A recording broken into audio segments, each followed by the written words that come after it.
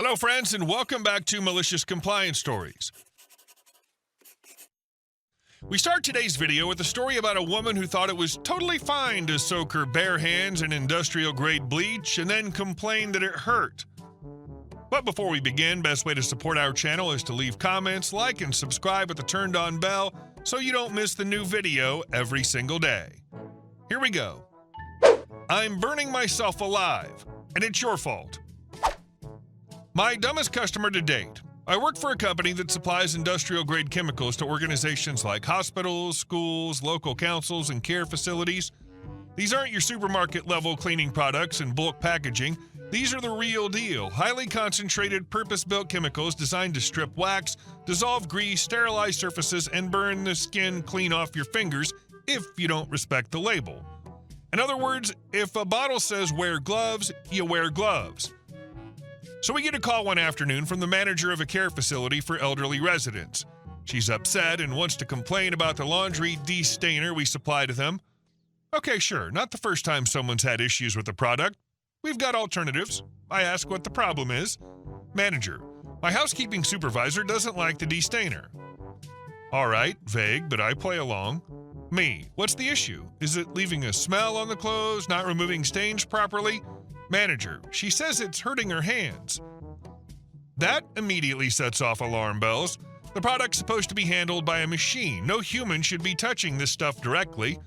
So I ask for more info. Me, in what way is it hurting? Is she having a reaction after the laundry's been through the wash? Manager, I'm not sure. She's here. I'll pass you over. Then comes the supervisor. Let's call her Idiot, because honestly, that's the most generous thing I can say. Idiot, yes, hello? I've been using this chemical for a few weeks, and every time I do, my hand starts stinging and going red. So I ask her to walk me through how she's using the product, and this is where I nearly fell out of my chair. Let me paint the picture. This de-stainer comes in a 10-liter drum, not a casual bottle you pop open. It's designed to be plumbed directly into an automated dosing unit attached to an industrial washing machine. The machine draws tiny amounts like 100 milliliters per wash, dilutes it appropriately, and boom, sanitized laundry without a fuss. So imagine my horror when she says, oh, well, I lift the drum onto the counter, pour a bunch into the sink, add a bit of water, and soak the clothes. Then I swish them around with my hands to make sure they're all covered. Bare hands. Let's be clear, she's submerging her hands in a concentrated industrial bleach solution. No gloves, no common sense, and apparently no ability to read the huge red safety label slapped on the front of the drum or the safety data sheet we included with their first shipment. You know, the one that literally says corrosive, wear protective gloves, and avoid skin contact? I nearly choked trying not to laugh. I put her on hold and got our rep on the phone immediately. We sent someone out that same day to retrain her in basic chemical safety and explain, in small words, how to stop giving herself second-degree burns. And now the cherry on top. The manager calls back the next day trying to argue that the product must be faulty and demands a full refund. I told her no, absolutely not. The chemical works exactly as intended. It's not our fault your staff decided to use it like bubble bath. And our second story. Lady tried to get me fired from a job I don't have. Met my Target twin instead. A while back, I went to Target to do a pretty hefty grocery run. I live with two roommates. One of them was sick, the other had a night shift, so I volunteered to pick up everything we needed. They each texted me lists of stuff, so there I was, pushing a cart piled high with food and household items, scrolling through my phone to double-check I hadn't forgotten anything. I was deep in thought, mid-aisle in the grocery section, when I suddenly felt a tap on my shoulder. I turned around and was met with the most sour-looking woman I've ever seen. She had that tight-lipped, judgmental expression like someone had just personally offended her existence. I've been looking for someone to help me in the women's clothing department for 30 minutes, she snapped, arms crossed like she'd caught me slacking off. I blinked at her, confused as hell.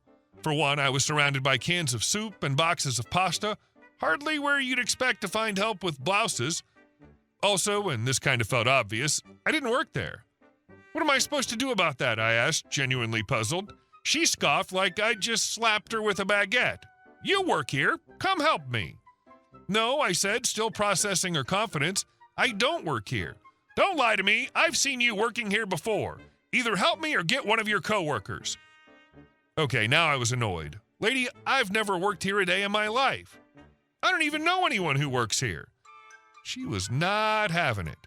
If you don't help me right now, I'm going to report you and get you fired. I let out the kind of laugh that's more air than sound. I can't be fired from a job I don't even have, dumb butt. She gasped like I just cussed out her family. Excuse me? You can't talk to a customer like that. I just raised an eyebrow. I'm not your employee. And if you're going to act like this, I'll talk to your rude butt however I damn well please. Now kindly go F in the direction of off. I walked away thinking that was the end of it. But nope, she followed me, loudly screaming about how she was going to get me terminated and how customer service these days was appalling. When I got to the checkout lanes, I headed straight to one where the cashier was wearing a button-up shirt. Target managers usually wear those instead of polos. As I started unloading my cart, the woman bulldozed up behind me.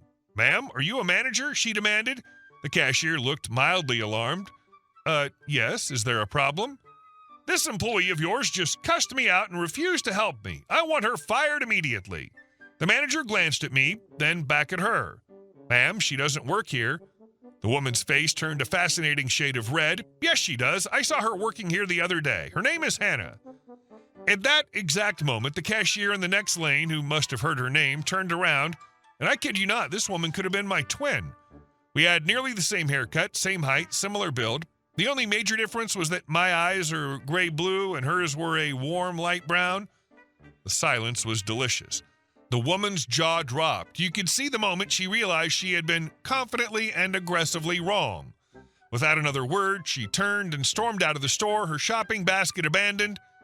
Me, the manager, and my accidental doppelganger, who turned out to be named Hannah, by the way, all burst out laughing. I wish I'd gotten a photo of the look on that woman's face. Priceless.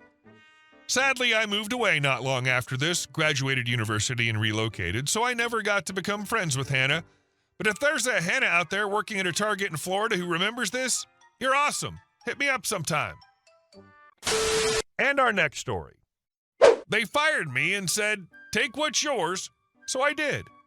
Every last dollar of it.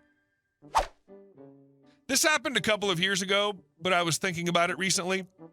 I worked for a company doing their media design, graphic design, photography, live event AV, video editing, etc. This company held big events, and over my years at the company, I was given more and more unrelated responsibilities until I was doing the jobs of at least 4 people. They also never helped pay for any materials, so all of the necessary media equipment was paid for out of pocket. All of them had my name on them to make sure that it wouldn't get lost if I lent it out. Over the years, I'd accumulated a pretty impressive supply through secondhand purchases and watching for deals. By the time I hit my 5th year there, I had thousands of dollars of high-end equipment that was used for almost every part of the organization's promotion and event production. I think you can see where this is going. One day, I was brought into my boss's office and told that they'd be downsizing and had found someone fresh out of college with no real-life experience that would be taking over my jobs, as well as a few others. I was completely caught off guard. They then had one of the people from corporate follow me to my office to assist in cleaning out my stuff. He specifically said, "Take everything that's yours, you won't be coming back." So that's what I did.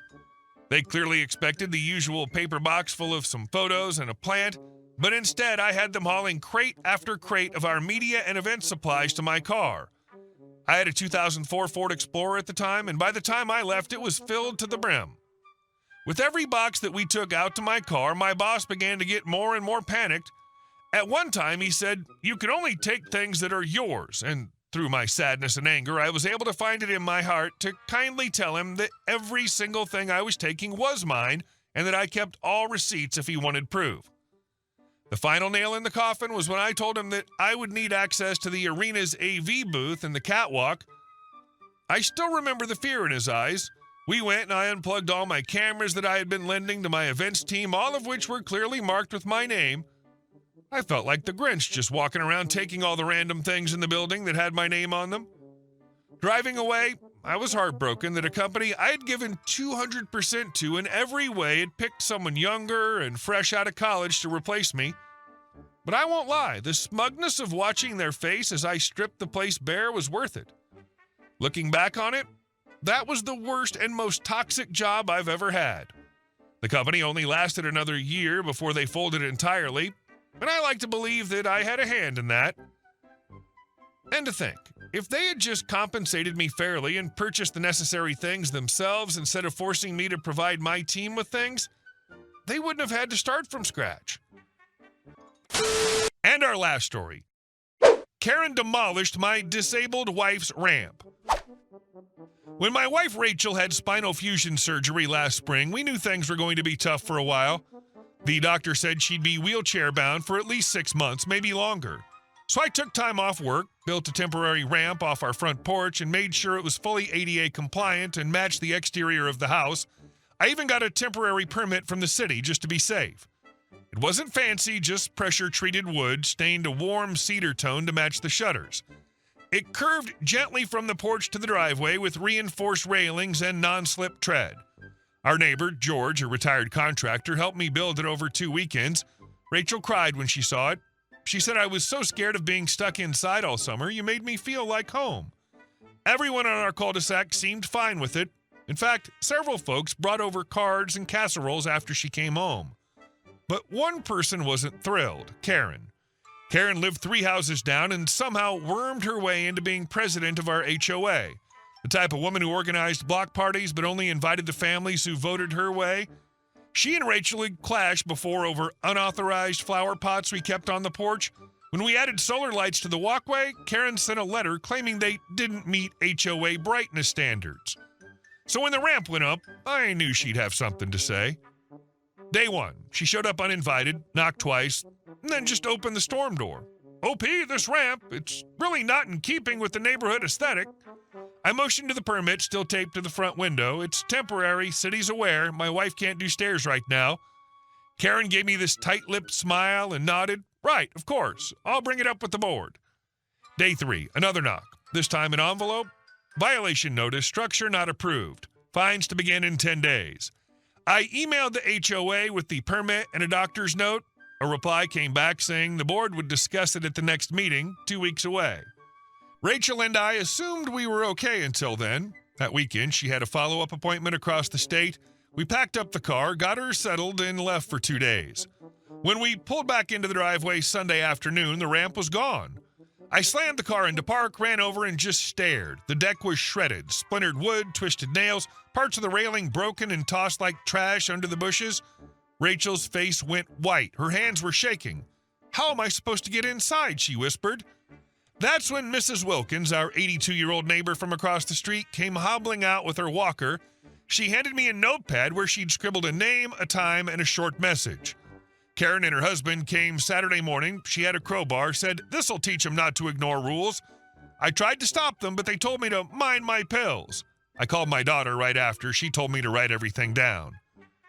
I didn't cry. Rachel didn't either. But the silence in the car as I drove her to my brother's house while I sorted things out, that said more than tears ever could. I called the police, filed a report for destruction of property and harassment under disability discrimination statutes. Then I filed an emergency injunction through our lawyer. I sent everything to the HOA, photos, permit, Rachel's discharge instructions, and Mrs. Wilkins' note. By the time the emergency board meeting rolled around, word had spread. People were furious. George, the contractor, stood up and said, "I helped build that ramp. It was safe, legal, and frankly, kind." Mrs. Wilkins spoke too, shaking but determined. "That woman doesn't care about neighbors. She just cares about control." Karen tried to defend herself, claimed she thought the ramp was abandoned, that it was a safety hazard for neighborhood children. The board wasn't buying it. Neither was the judge. In court, the ruling was clear. Karen was ordered to pay $15,000 in restitution. That included the rebuild costs and emotional damages. Our lawyer pushed for punitive damages, but the judge kept it civil. Rachel didn't want more money. She wanted our home back. Karen's husband didn't even show up to the last hearing. She was voted off the board unanimously. The next week, she moved out. Word was her husband filed for divorce, told someone at the hardware store, "I married a woman, didn't realize I got the HOA instead." Her house went on the market at a loss. New owners moved in a few months later. Great folks, by the way. Destroying a disabled person's accessibility ramp is monstrous. The fact that Karen and her husband did it while Rachel was in a medical appointment, leaving her stranded upon return, is crazy.